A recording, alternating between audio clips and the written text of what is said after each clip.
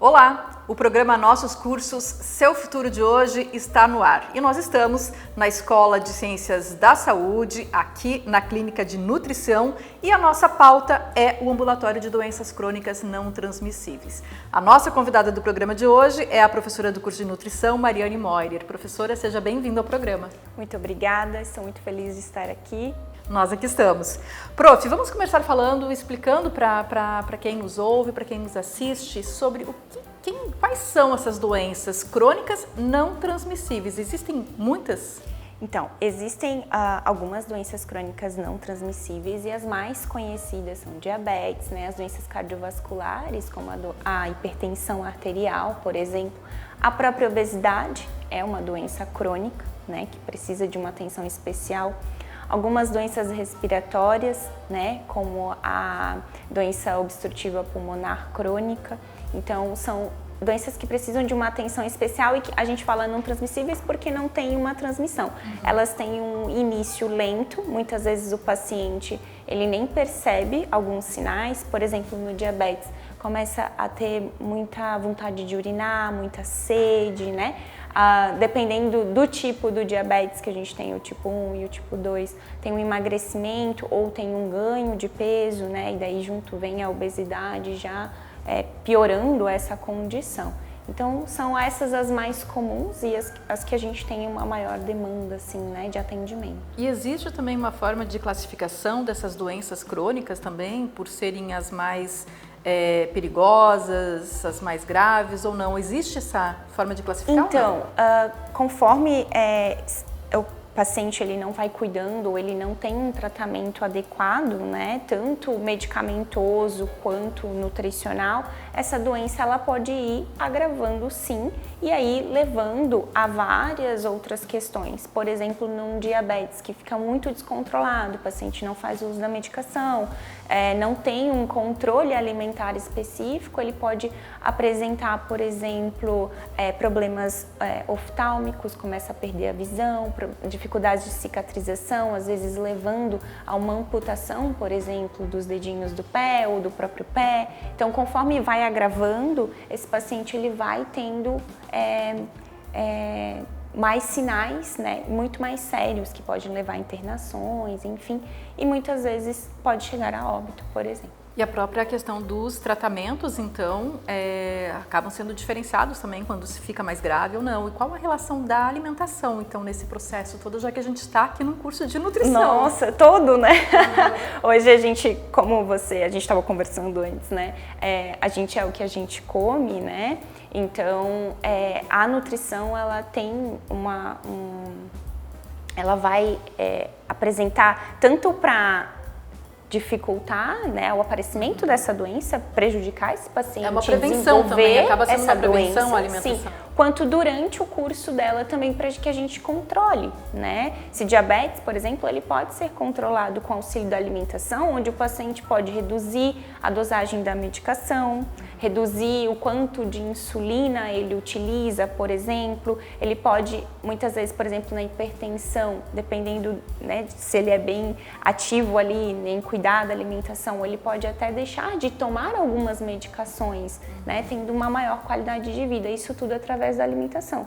Então, da mesma forma que, dependendo do tipo da alimentação, ela pode prejudicar e favorecer o aparecimento dessas doenças, ela também vem para nos auxiliar no controle, no manejo, né, dessa doença. Então, são várias coisas que a gente pode fazer. E a alimentação, ela pode ser considerada como um dos fatores de prevenção dessas doenças? Sim, com certeza. Então, né? Sim, tanto de prevenção quanto de tratamento, né? E qual a indicação, então, né? O que vocês indicam para jovens ou adultos, ou às vezes também as pessoas idosas, porque nunca se sabe quando que vai se desenvolver um diabetes, por exemplo, né? Sim. Pode ser ainda quando é jovem, tanto é que tem hoje em dia, né, na infância já. Exatamente, já temos, né, crianças apresentando diabetes, hipertensão, né? Isso tudo é muito sério, isso é reflexo da alimentação. Então, eu sempre digo que existem alguns pilares que são importantes para a prevenção. Eu gosto de falar que o primeiro deles é o sono, né? Então, o paciente ele precisa ter uma boa higiene do sono, né? Dormir bem, porque o sono ele regula toda a nossa cascata hormonal do dia seguinte, então a questão de fome, saciedade, né? Então é muito importante dormir muito bem. A prática de atividade física é super importante, né? Então a gente precisa se manter ativo. Hoje a gente está sempre nas telas, celular, né? Trabalhamos muito sentados, a gente não tem mais o costume de se movimentar, então é preciso sim buscar uma prática de atividade física que o paciente goste, também que seja prazerosa, é preciso se manter em movimento, né? E a alimentação, então desembalar menos e descascar mais, né? Então a gente vai partir para uma alimentação saudável, né? Frutas, legumes, os grãos integrais, bastante água também, bem importante, é fundamental, né? Porque muitas vezes o paciente às vezes confunde sede com fome e aí tá toda hora ali beliscando, mas na verdade é sede, né? Então tem ali também um cálculo que a gente faz a quantidade de água. E a questão da atividade física, eu acho que junto com a alimentação ajuda muito no controle dessas doenças. Prof, quando a gente fala também dessa alimentação saudável e de desembalar menos, né, e descascar mais, mas a gente sabe também que a vida de hoje em dia está muito corrida e acaba sendo esse um grande problema para muitas pessoas. Tem alguma sugestão, alguma dica para que as pessoas possam se alimentar mais saudavelmente, mesmo no corre-corre? Então, hoje a gente vê os produtos industrializados de um jeito ruim, né? Mas se a gente souber escolher e ler o rótulo dos alimentos, a gente consegue fazer boas escolhas de produtos industrializados que vão nos auxiliar nesse dia a dia. Por exemplo, um iogurte, um lanche da tarde, né? Um iogurte natural. Eu vou lá olhar o rótulo, né? Esses iogurtes com saborzinho, com corzinha, eles nem são considerados iogurtes, são bebidas lácteas, né? Então, um iogurte natural, como é que eu vou lá e escolho? Só vai ter leite e fermento lácteo, né? Eu posso associar com uma fruta, com uma aveia, eu tenho um lanche da tarde super prático, uma banana, um iogurte, uma aveia, né? A gente consegue fazer uma boa combinação aí de fibras, né? De gorduras boas do iogurte, do leite, já tem cálcio, e a fruta, né? Com todos. Então a gente ensina aqui também o paciente a fazer boas escolhas desses produtos industrializados que caibam na rotina dele, né? E aí auxilia no controle dessas doenças. E esse atendimento que é feito aqui, então, pelos estudantes, com a supervisão dos professores, tem alguma doença específica que exige um atendimento, que tem maior atendimento em maior número aqui, maior índice de pessoas que procuram, seja com diabetes, com doenças cardiovasculares? A gente atende bastante diabéticos e hipertensos, né? Acho que é o que vem. E a obesidade que está atrelada. E crianças também? Crianças, a gente tem um ambulatório de pediatria, daí com outra professora, que aí faz o atendimento específico para o público infantil. O diferencial aqui da clínica que eu vejo e que é muito importante para os alunos também, que nós temos sempre um estudante de psicologia junto, acompanhando as consultas. Então é uma consulta compartilhada. A gente sabe que essas doenças crônicas, elas vêm sempre associadas a uma obesidade, mas por trás de uma obesidade tem uma questão emocional e comportamental muito importante também.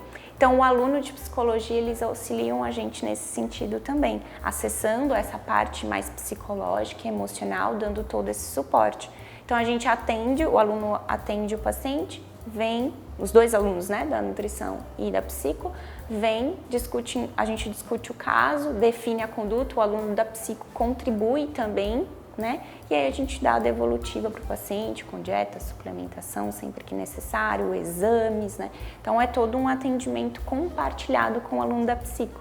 Então fica muito mais efetivo esse atendimento, o paciente ele é olhado como um todo. É um benefício para o paciente, né, que vem Sim. aqui, para o aluno também, né, que Com está tendo essa experiência. Exatamente, porque eles têm uma troca muito rica. É muito importante a gente saber também ensinar esses alunos a trabalharem de uma forma multidisciplinar, né, com outros profissionais da saúde, sempre em prol, então, do paciente, né, sempre em prol de ajudar e melhorar essa condição clínica dele.